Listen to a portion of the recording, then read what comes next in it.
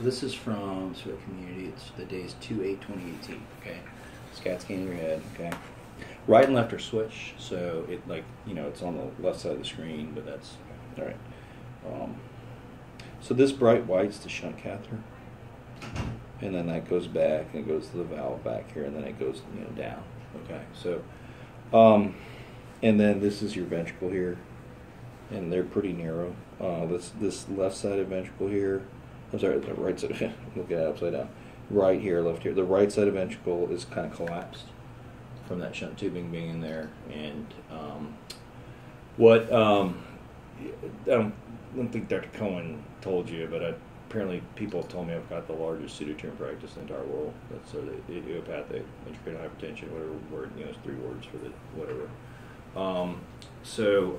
And not all of them are shunted necessarily, but some people ask me about stents and other stuff like that too, which you can. But there is a population of patients who kind of seek me out, some from out of state actually, because of either internet, social media. I don't advertise, by the way, if you can't tell.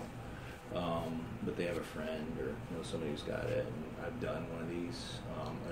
Sometimes it's a revision, where I've switched somebody from a regular shunt to the deep shunt, which I'll show you in just a second where that goes, or just put the deep shunt in from the beginning. The patients who've had a shunt like yours, like a regular shunt, and then switched over to a deep shunt, they're the ones who tell me what the difference is. If you decide to go that way, if I can successfully and safely do it, you're the ones who tell me how much different that shunt is, and they use the word powerful or drain stronger, things like that. Like I said at the beginning, I try to be careful not to be like a used car salesman. The patients tell me how things go and how the improvement is, but I don't have hard scientific data to say, hey, you'll absolutely do better. But there's quite a few patients, like I said, who seek me out to try to do this deeper shunt. Because in theory, if the ventricles are very small to begin with, and if you drain fluid and the shunt drains fluid and collapses that ventricle, then the shunt's clogged. All the holes get clogged until you build some pressure up and some fluid back up, you can't drain anymore, okay? So it doesn't matter if you put the shunt in from the front or from the back, just the regular VP shunt, which is our workhorse, those 2 locations, typically right side more than left side, so we'll get a left side shunt. That's fine for a patient who has hydrocephalus, they're going to die if they don't get their fluid drained off, not for this pseudotumor, idiopathic intracranial hypertension. I just won't use the word pseudotumor because IAH is kind of a long thing to say, but not for a pseudotumor diagnosis. So I don't, if I'm seeing you for the first time, you don't have a shunt, never had a shunt, I just say, hey, here's our options, go home and think about it, but I really don't want to force it on either side. And there's some risks that we're going to talk about in each camp, but I just kind of want to just go forward and say it makes sense why patients come seek me out for a revision to go to a different shunt catheter. We'd have to plumb new tubing down because it's hard to attach back here. I can try to get the tube, I can try to attach to this tubing here going down to your belly. If you want me to revise it, but the tube has to come in the front, and where your hairline is, I'm a little worried that the incision is going to show a little bit, and the cosmesis is not insignificant. Okay, I get. I'm pointing to the left side, but we can go on the right side. I'm sorry, right side of the brain. So where the other shunt would go, pull the side view here, side by side. Whoa, whoa, whoa.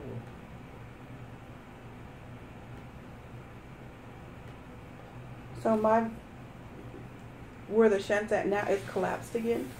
Well, it always collapses, is what I'm saying. It's in the ventricle, but your ventricles, with the one of the hallmarks of a diagnosis of pseudotumor, okay, women childbearing age are obese, and then the ventricles are typically small on the MRI CAT scan. Okay, that's kind of like the package deal.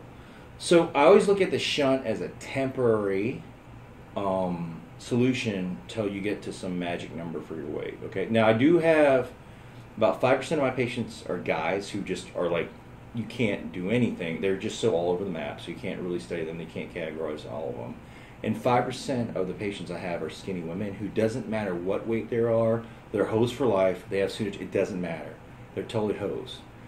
I have had a patient who was 325, lose 30 pounds and get cured.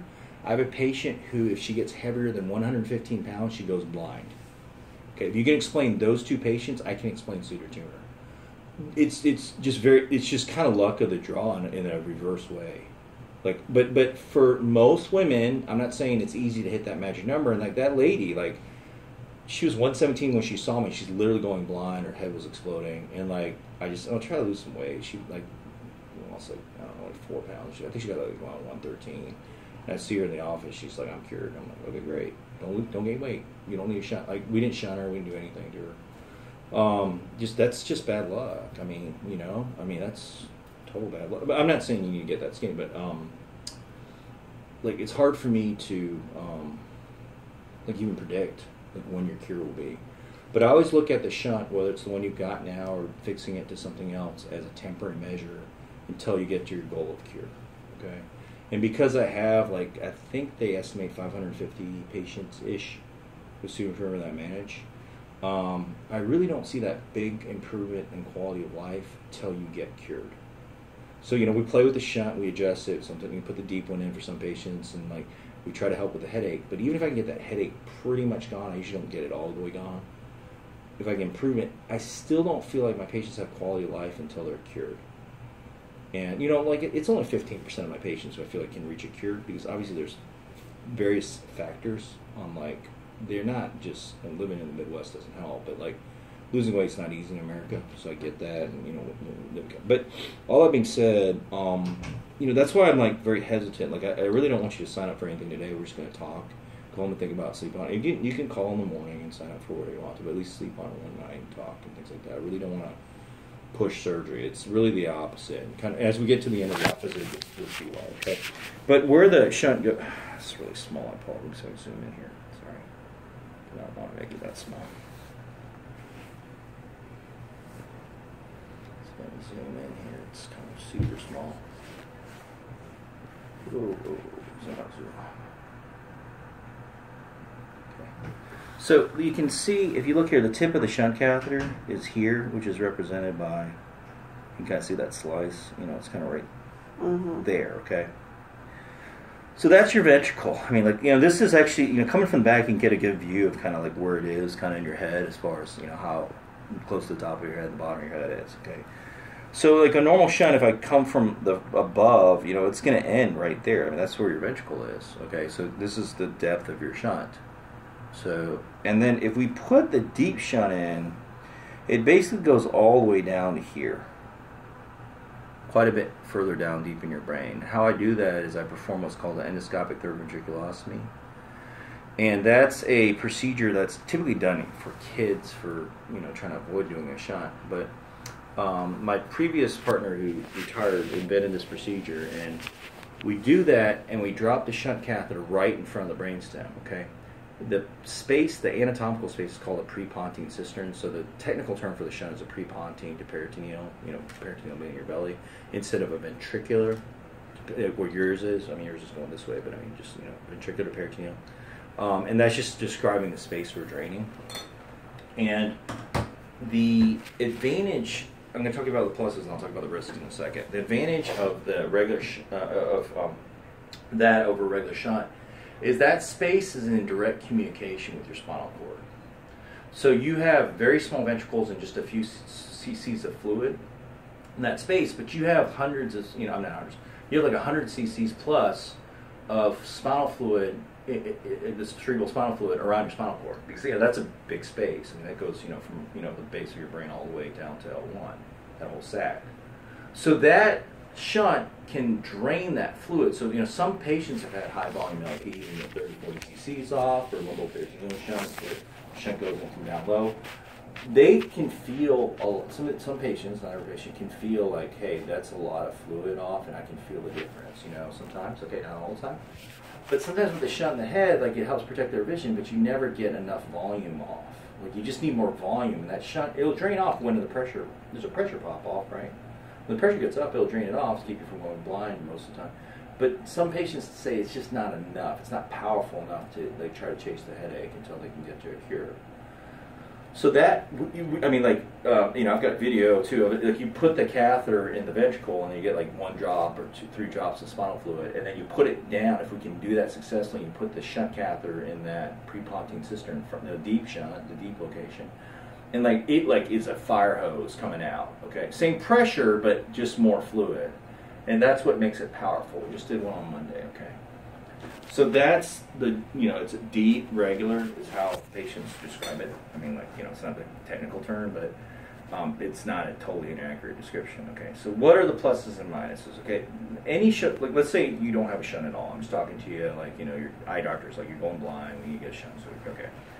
So I talked to you about 3 options, okay? I talked to you about lumboperitoneal shunt, assuming your base of your brain's not too low. Yours is a little bit low, and I'll explain what that means in just a second. A regular shunt in the head, and then the third option is the deep shunt. Okay, I usually do it in the front. There's some people cosmetically want it in the back, and then I talked to you about kind of pluses and minuses. So we're publishing this paper. I promise. The patients have been asking me when this paper's coming out, but we studied a bunch of our pseudotumor patients with the deep shunts, and the patients who come to us who've had a previous shunt that's clogged, we have over a 94% rate of it not clogging. So you go on the internet, and what happens is the choroid grows, where the spinal fluid's made, it grows into those holes, and because everything's collapsed, it only takes a little bit to clog in those holes, because some of them just, you know, are collapsing all the time, and it'll clog off the shunt, and then you have to get it fixed in your head, you know, whether it's, so it's not uncommon for pseudotumor patients to get 30, 40 surgeries. And most of it is, I mean, they get infections too. You can't get that many surgeries, and they're getting, you know, they get serious meningitis and stuff like that. He's had a rough night. He works 12 hours. Yeah, I'm sorry. Yeah, I know. I've kept you late. You can go, if you want to lay down and go sleep, it doesn't bother me. Yeah, I mean, like, she might want you awake, but it don't bother me. You look like you work hard, okay? She can replay it for you, you know what I'm saying? Okay, so, you know, it's, we've shown like it is a far superior shunt for a pseudotumor patient, okay? And it's the collapsed ventricles. I mean, that's really where it's at, you know. For whatever reason you have collapsed ventricles, it potentially can be stronger, okay? But the problem is I can't give up. You know, you're like, oh, this sounds great. Like, yeah, I absolutely want it. Why would anybody not sign up for this deep shunt, right?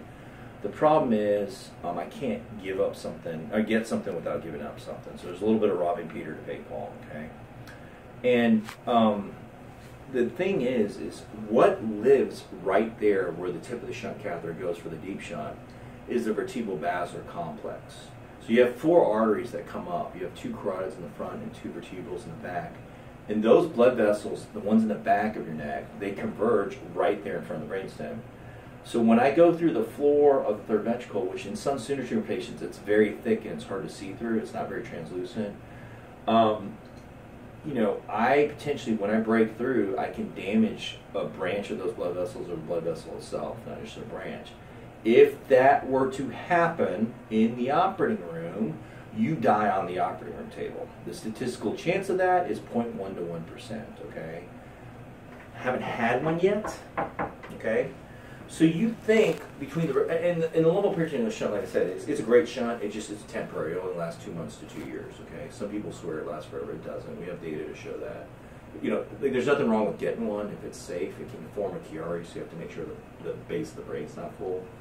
But that shunt is only a temporary shunt. It doesn't last long. And which one is that? That's the one from the back. So yeah, I can't get that one anyway. Okay, so. You know, I talked to you about 3 options, and a lot of my pseudotumor patients, option 1, the lumboperitoneal, it's off the table. Like, I look at their head CT and their MRI, and yours looks the same way. I wouldn't have put one in. Like, you know, just based on your head CT, without even meeting you, I would say that's off the table. So you get option A. I do them from here instead of back here, or, you know, the regular one or the deep one, okay?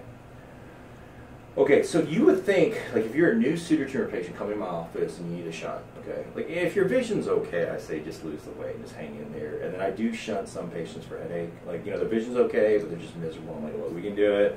I don't make a promise to try to get better, but we can do it, okay? And I let them pick which one. You would think, and I really don't, as you can tell, I don't force anybody into anything. You would think most of the women, knowing that there's an up to 1% chance you can die in the operating room, you would think most of them would never pick that as an option. But 85% of my new women, not the guys, the women who take shunt, it's mainly those women, 85% of them want me to try to put the deep shunt in. Because what happens, they get on like social media and Google, and they find people who have, they talk to them, and like all these people who have successfully been able to put the deep shunt, they swear by that thing. Especially if they've had if I've done a revision, like we're talking about doing it for you. Like you like advertise harder for me than I don't advertise, but like what I'm saying, like you guys are the spokespeople for this shunt more than I am. Okay. Yeah, you would think it'd be 85% the other way. Like 85%, like no way, like only 15%. Okay, now I do tell every patient, and I'll tell you this in the morning of surgery if you want to sign up. When I use computer navigation, you get like a CAT scan in the morning of surgery. I use computer navigation to kind of plan out where the incision needs to be, and then I also use a fiber optic camera to perform that portion of the procedure. When I stick the fiber optic camera in your brain, which is like the last like 30 or 40 minutes of surgery, it's like the last 20 is closing up her skin. So it's kind of like almost the end of the surgery. Like that's the game time. That's like the real stressful part. If I stick that fiber optic camera in your brain and I put it in there, I'm like, this is not safe. I'm just stopping and I'm going to put a regular shunt back in, okay? Because I'll have to undo the other shunt to get this one in. So like I'm not doing it. So I'm hopeful that my 0.1 to 1% fatality risk, and I abort 10% of the time. I keep track of this. Just about 10% of my patients, and they're all depressed because they all wanted the deep one. I get it, but it's not safe. And I tell them, I'm not doing it. If I think you're gonna die, but statistically, I can't say that my complications would have been in that group. It's just statistically, but I mean, I'm hopeful that I've avoided some really bad complications. But if I think it's safe, there's still a statistical up to 1% chance I could kill you. Okay, again. Haven't had that happen, and I do abort 10% of the time because it's just there's some stuff and how the ventricle size. It's like sometimes I can't do it safely. Okay. If you just wanted me to try to fix it, and make it better, and just put it in like in a regular way, I'd be willing to do that. This one's just looking like it's clogging off, just based on your scans. I'm not saying it is or it isn't, but it's looking like it may not be clogged off, but it's looking like it's starting to give up the ghost. But for me, it's not like, oh yeah, for me, the answer is weight loss, but like what you want to do in the interim, you have options. They said your vision's okay. The notes that your vision's okay. I went to like you had some problems in the past. I went back to my eye surgeon of Indiana, and they did my field test. And they said, I don't have the actual note, but I have a note of that note, and they said it's okay for now. So when your vision's not going to pooper scooper, like you have options. We don't have to do the surgery, okay? But in the meantime, until we get you to, I call it a magic number. That's just like it's unknown what that number is. Until you get your magic number. If you want me to try to revise your shot, I mean, go home and think of. You don't have to decide tonight. You can decide next week or next month. But go home and think about it. If you want me to do it, and if you need to come back and talk and ask, like you need to, like this is like a lot to take in, right? Like, if you want to come back and have another offices and ask more questions, you may want to let him sleep because he's just working hard to pay the bills. So. But what I'm saying, like, you're welcome to come back to it. I just don't want to. I know you've been waiting so long, so I apologize. But, I just like, and I don't really answer the question like if I was your sister, your brother. I don't do that. Like, what would you do? I don't do that because this is a very personal family decision. Like, it's not. What's right for me and my family, like, isn't necessarily right for, what I'm saying? Like, I don't like to answer that question. I will take the risk with you and worry about, but I just, like, I don't know. I really believe that, if you get to your magic number, you'll be done with all this stupid shot and just going to keep the weight off. But, like, until then, like, what to do in the meantime, I put the deep shunt in for headaches, okay? We check to make sure the vision's okay, and I say, look, you got an option. The patient's like, I want to do it. I'm like, I'm fine. And like, I don't like fight. I'm just like, like I want them to be informed. Like they don't have to do it. So we're chasing it. Be silent. If you're going blind, even though it's the same procedure, if you're going blind or you're not going blind, those are two different scenarios. Like even though it's the exact same surgery, the exact same statistical risk, like you're signing up for something different. Even though it's the exact same surgery. So I like the patients to know. What I'm saying? Like what you're signing up for. So. Because I told him that not every day, but there's days that I can feel pressure on my left eye. It's like probably draining. What I'm saying? Like you're draining some. It's like open. It can't. When it's collapsed like that, it has to like repressurize to get the. What I'm saying? Like, and the fluid has to come. Like it's just not draining real strong. Like it's just. There's no other way to put it. And that's what happens. And eventually, it just clogs. you know, way faster than a normal shunt person would, you know, like a kid that needs, you know. So, you know, I hear this all the time. Like, it's more, it's like, you know, it's like, it's a very common thing. Yeah, I didn't realize how common it was until on Facebook I found 3 different groups of people who have it, and I did not know those patients, 30-plus surgeries are dead. You know what I'm saying? They get meningitis and they die. You know what I'm saying? Like, so yeah. So I guess my question is, because of, I know Dr. Spinos is ordering, what's the name of that test? Some kind of CAT scan where for the, I mean, personally, I don't want to get it. It doesn't change, the result of that's not going to change what I offer to you, okay? Okay. I mean, look, if you want to get it, I don't care. Okay, I mean, it's not going to, I'm not going to be upset if you get it, but I'm just like, you know, from my standpoint, if you want me to try, it's just, you got to really want to take the risk on all of it. The main risk is statistical infection. Anytime we do any shunt surgery, we're going to shunt 2 to 10%. So that's the biggest statistical risk, okay? My infection rate runs 3%, okay? Runs 3.0. I got some decimal places I can put behind it, but about 3%, okay? I think 3.06 was less than a little bit. But then the next question is, do you want a deep shunt? Don't have to do one. You just. So, I mean, you're the doctor. You're the one that sees this all the time. But with my condition, nobody else, what shunt would be best? I'm not answering that. Whatever you and your family think. I ain't going down that road. Because, like, if I kill your operating table, I'm not, there's no way you're going to tell me I forced you into surgery. But I can die from any surgery. I mean, I've had so many surgeries, especially within the past couple years. But with my condition, with the deep, would I benefit more from the deep than the regular? I'm just going to sound like a broken record, okay? The patients I've successfully, and there's been a couple I couldn't get the deep shunt in. With the previous shunts leave scar tracks. It's actually, like, if you're thinking about it, I always tell you to do it on the first surgery. I mean, I know we didn't need it, but, like, it just, there's some scarring, it makes it a little more difficult to work in there. It's not like I can't do it. You know, I can't remember how many people I've converted over. Well, let me ask you this way: what shunt do both of them clog a lot? I'm still gonna give this speech, okay, and then you can ask me. Let me just go over this again. I know. I'm trying to be like, it sounds like I'm a politician, but I really am trying not to be a used car salesman. That's I'm really trying to avoid that. The patients who really sell this shunt, you know, because they come back and see me. I don't discharge you from my office unless you hate me, and some people hate me and then come back later after they see somebody else that hates them. Like, it's the kind of people coming in and out. So. The ones that really notice the difference are the ones who've had a regular shot, and then I put the deep, you know, successfully put the deep one in. Like I said, there's a few out there that don't get it in, but they're the ones. It's 94% in my practice. It's 0%. None of mine have clogged. Like some people like want to get a shunt tap in my office just to see what the pressure is. And just come, I just do it right here. Just put a needle in there. And like some people, I'm like, do you want to drain some fluid off? I'm like, yeah. And like, I literally can take one of these huge, like 40 cc, 60 cc syringes. I can just pull the hole, and they're like, like they don't realize how powerful this catheter is. I can like pull like you get a shunt tap. I'm lucky to get like a half cc out of your. I mean, like there's barely any fluid in that ventricle. Like I can pull more fluid than I can with a lumbar puncture out of this shunt. It just doesn't clog. It's like a wide. It's like a fire hydrant compared to like a little teeny like. And that's the drip deep irrigation, the deep shunt. Okay.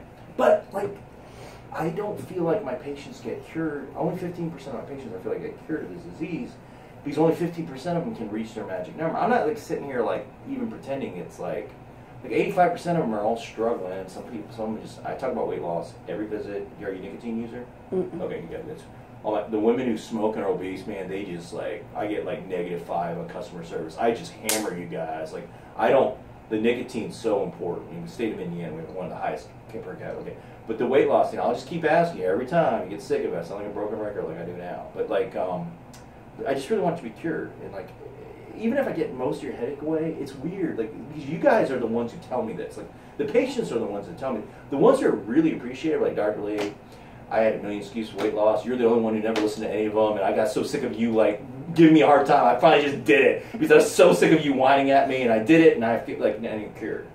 And then we'll talk about what to do about the shunt once you cure the pseudotumor. That we might have to do a procedure because you actually might get a little pressure in it.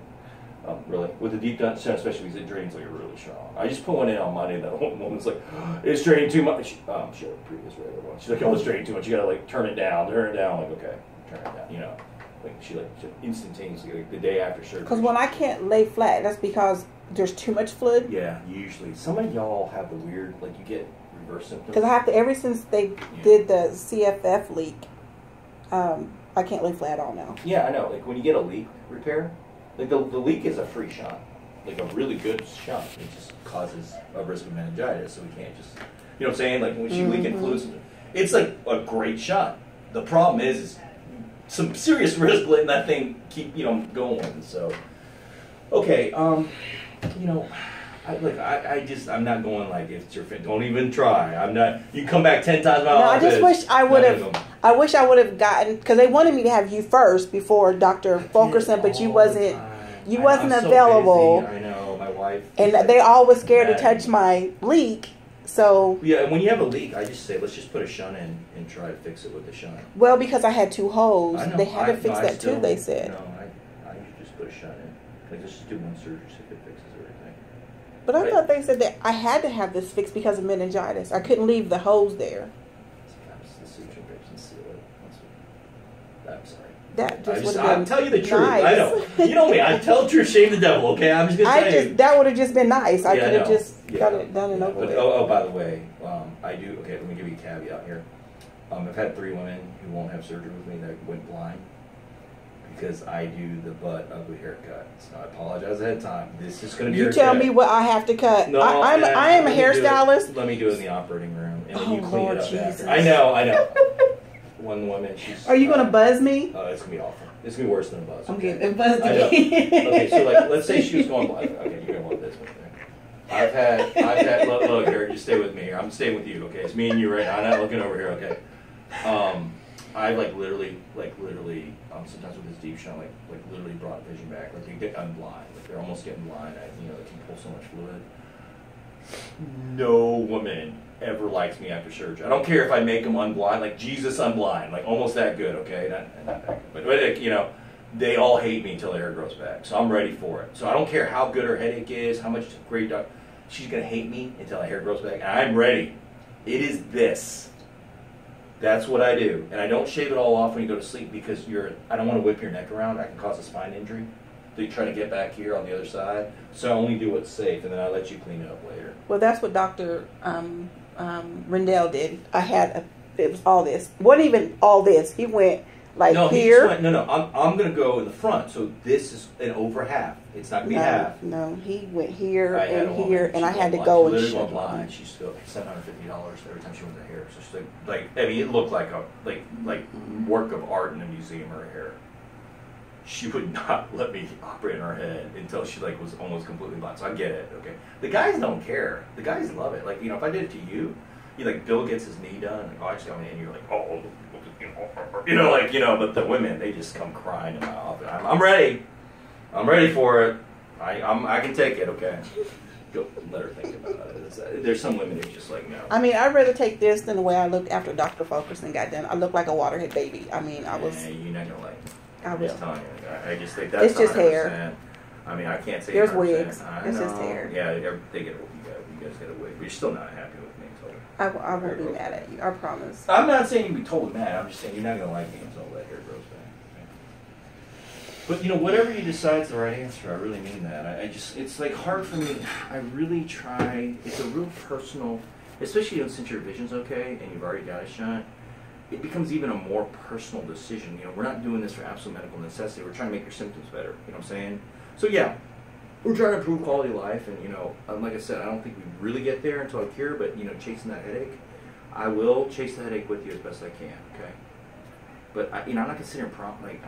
Some people I put it in, they love it. So do you think this is part of the neck pain? I mean, I know that's what's causing my headaches because my headaches. They were better until you did the surgery. Now the fluid's building up. The reason I don't put this incision is that you can nick some of the nerves. That incision, so the neck pain can be from the incision. I go here. Well, it was here, but once he fixed this, now my left side is constantly hurting. I don't know. It's draining intermittently. The shunt is. It always does. It doesn't matter if you go up in the front either. That's why, you know, I offer the deep shunt, but I definitely don't make anybody get one. I definitely am not trying to twist your arm. Okay? But yeah, if you go, I don't know, like there's enough. I don't know if like how much my patients are on social media. I don't do any of that stuff. So, but there's a few of them who swear to God that I'm God's gift to medicine. You know that's not true after meeting me. You know I'm not. Okay, don't be saying that. You can tell them about the haircut. So if you're happy, just complain about the haircut on the internet. Okay? Because you know I don't know. Like I mean, I just worry every time I do these deep ones. You know that we're gonna run into trouble. Okay? But by my picture, it looks like it's starting to It's clog. a reasonable thing to do. That's all I'm going to say. I'm saying it looks like it's starting to clog again. It looks like it could be. Yeah. I mean, I don't say 100% or 0%, but it may help. And could that be because now it's not dripping this way, it's just building and... Oh yeah. If you're leaking spinal fluid, you probably would be in my office. I mean, from a headache, you know what I'm saying? Because that's like a good shunt. Because that shunt doesn't clog. It just keeps, you know what I'm saying? But I'm saying, since now there's nothing to drain, yeah, exactly. It's just building up. You don't have this shunt. You don't. I mean, it's not a real shunt. You don't have the leaking shunt. You could call it like the whole shunt, or, you know, the natural shunt where you don't have that. Yeah, I had a patient. She's got a leak. She hasn't seen me forever. She's a chain smoker too. I yelled at her about that. She's got a leak, and you know, worried about her getting meningitis and dying.